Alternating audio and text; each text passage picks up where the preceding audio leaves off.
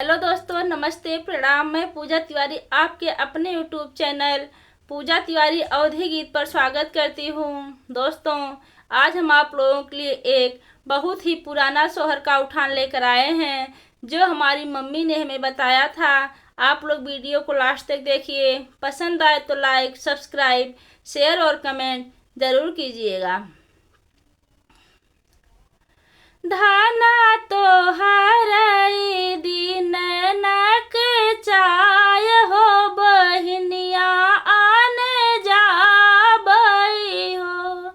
धाना तोहार दिन नगी चाय बहिनिया आने जाबई हो।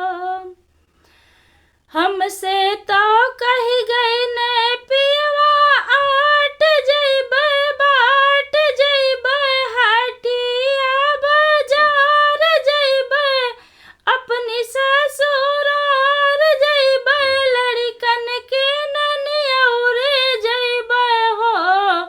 ऊ तो गई ने बहिनिया के देश बहिनिया लेके आई गई ने हो।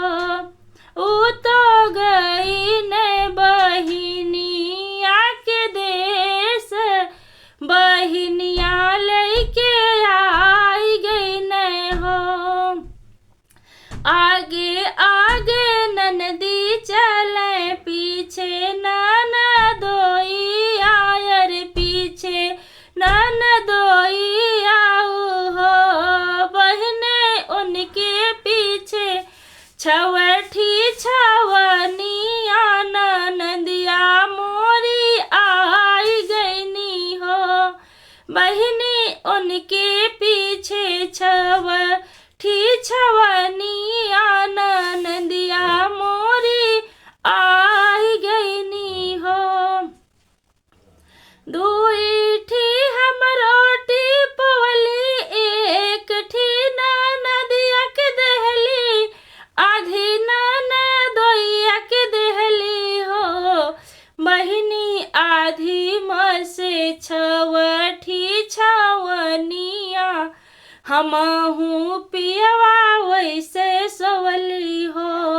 बहिनी आधी मसे छवठी छवनिया हमहू पियवा वैसे सवली हो।